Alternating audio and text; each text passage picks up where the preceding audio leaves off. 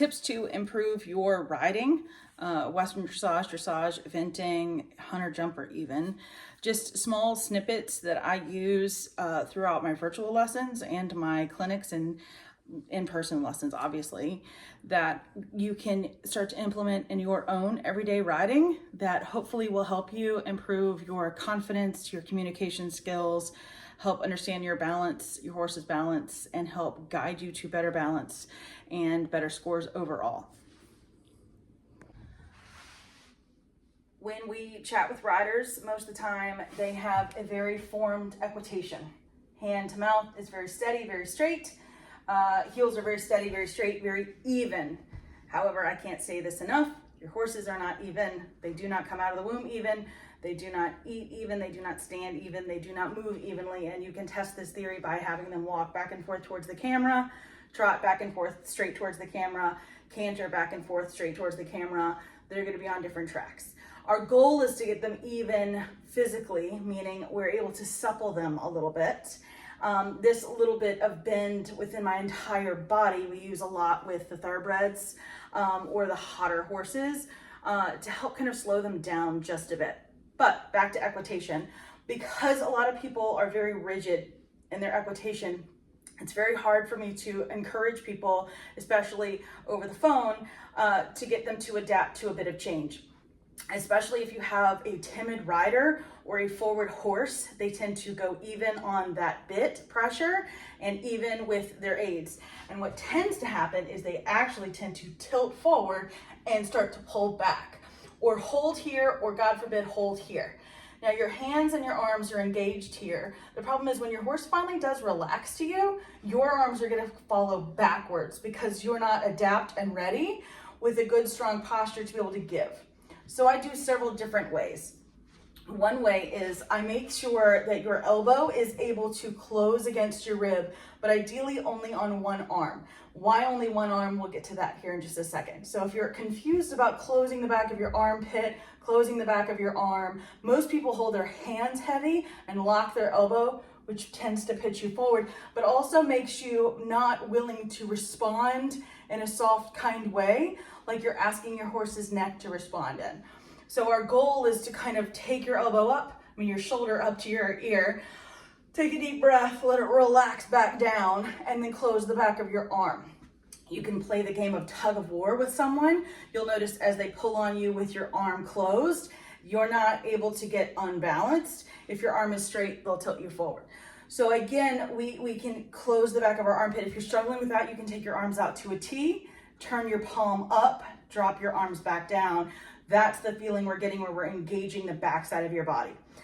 The reason I say I only do one at a time is our goal is to have one hand to mouth straight and our connection straight. And then you close that hand, you close that armpit. That side of your body stays neutral or still.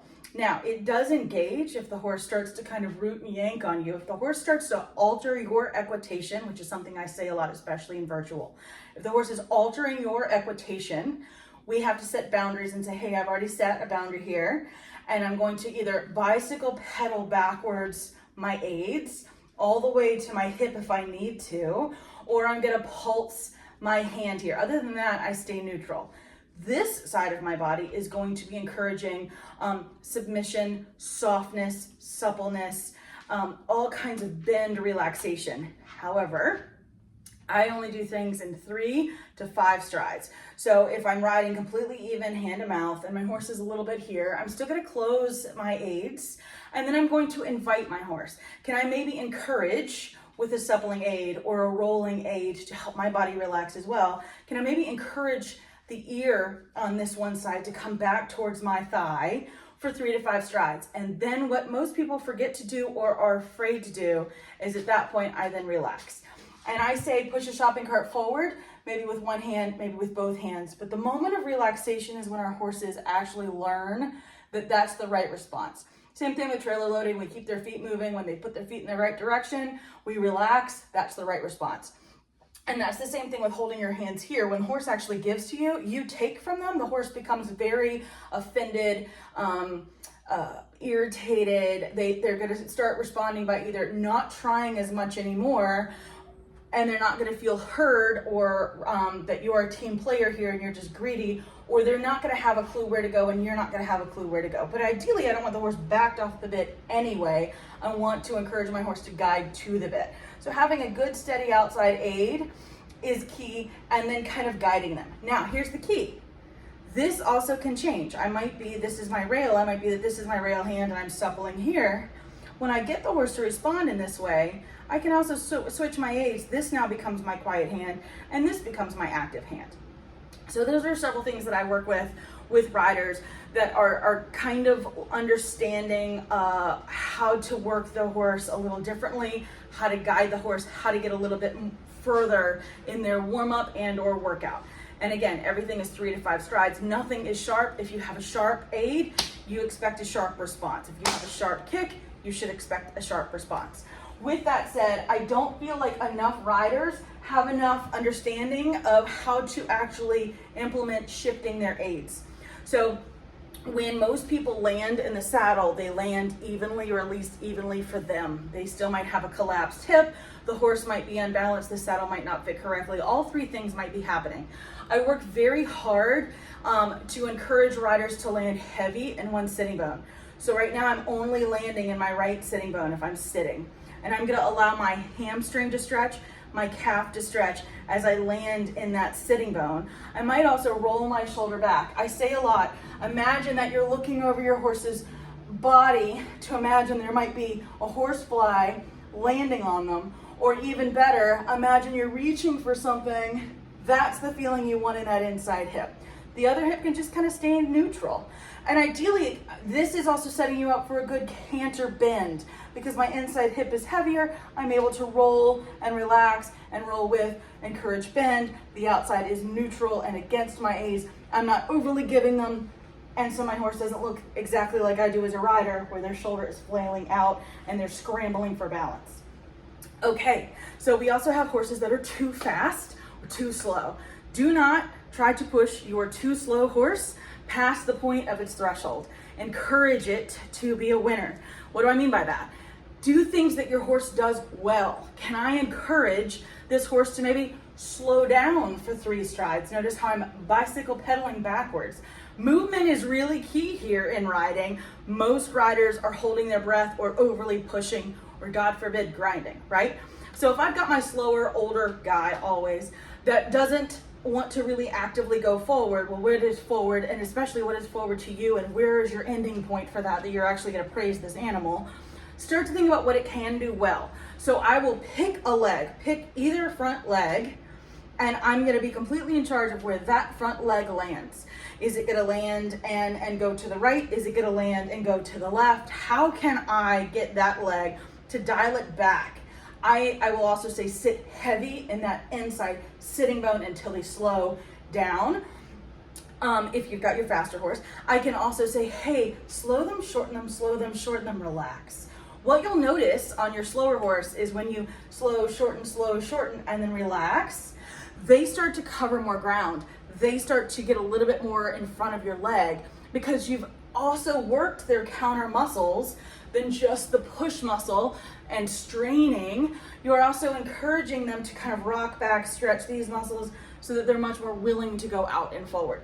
So the same scenario goes with your forward horse. I'm in charge of that tempo. Can I maybe just half halt this one side, slow it down? Now here's the hard part for a rider on a forward horse. That give back is really hard. Don't do it even, because if you've got a forward horse, especially if they're really kind of dragging you around with their chest, the minute you give both reins, especially if it's heavy in the mouth and kind of locked in the lower jaw, you give both those reins, it's going to scramble to find both of those reins. If you have your one body closed or neutral and they're really doing what you ask, you get to soften and pat with that inside hand. You can even pat with each hand every other stride and kind of marry yourself to know, I'm teaching them today that I'm going to give the rein, and it just means they can relax and not take off. Number one problem with most riders, their body tension and their body immobility. Step stool. Imagine this is an actual step stool. Have a bag. Stand on the step stool. We're standing up on the step stool. I'm gonna let my other foot drape off the step stool. I'm letting my hip drop. and I'm just gonna let my legs swing. Might hold on to something. And I'm letting my legs swing, and I'm gonna watch, does my body overly torque, or am I just able to let my legs swing? Now, can I let my toe point, and then my heel point, toe point, heel point? This might hurt your hip, but notice what you're doing with your shoulders to do this. This you can do in the saddle, this toe, heel. However, and I know this video can't see it, but this video can. I know that this can be tight in your hips and struggle. Do small bits, open, close, open, close. Ideally, this is easy for riders to do off the saddle prior than in the saddle, because most of you all that have tight hips also tend to have reactive horses. Then you can also play the game of, can I stand up here with even hips and drop a hip and lift a hip and drop a hip and lift a hip. So imagine posting into just that one sitting bone. And this also will free your hips up faster than anything. You can also kick your heel down as hard as you can and then let it swing to open your hips up. Do that before you get on, and do it with both legs. Hope that helps.